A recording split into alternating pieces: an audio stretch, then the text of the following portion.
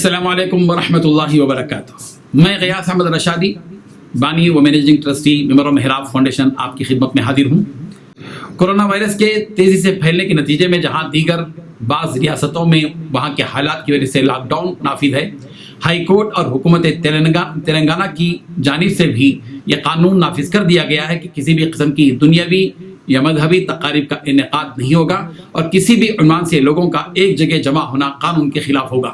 ملک کے شہری ہونے کی حیثیت سے ہماری ذمہ داری ہے کہ ہم قانون کو ہاتھ میں نہ لیں اور ان قوانین کی پابندی کریں جو حکومت اور ہائی کورٹ کی جانب سے نافذ ہیں۔ مسجد سے کم آواز میں اذان دی جائے اور ساتھ یہ اعلان کر دیا جائے کہ لوگ اپنے اپنے گھروں میں نماز ادا کر لیں۔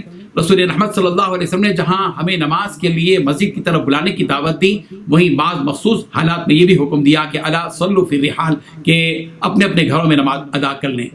چونکہ کورونا وائرس ایسی وبا ہے جو بڑی تیزی کے ساتھ پھیل رہی ہے اور تجربات سے یہ بات ثابت ہو چکی ہے کہ ایک دوسرے کے اختلاط سے یہ بیماری بڑھے گی اور کروڑوں کی تعداد میں لوگ اس بیماری کا شکار ہو رہے ہیں اور لاکھوں کی تعداد میں لوگ موت کا شکار ہو رہے ہیں۔ اس لیے اسلامی تعلیمات کا تقاضا یہ ہے کہ ہم اللہ کے فیصلے پر راضی رہیں اور احتیاطی تدابیر اختیار کریں۔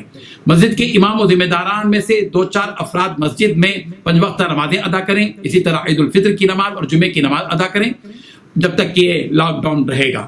اور عوام سے اس بات کی درخواست کی گئی ہے کہ اشراق کی نماز کے بعد چاشت کے طور پر 2 یا 4 رکعت نماز ادا کر لیں یا شکرانے کی 2 رکعت نماز ادا کر لیں، اور عید الفطر کے موقع پر چونکہ بجائے عید الفطر کی نماز کے 2-4 رکعت نماز پڑھ لیں یا شکرانے کی نماز ادا کر لیں۔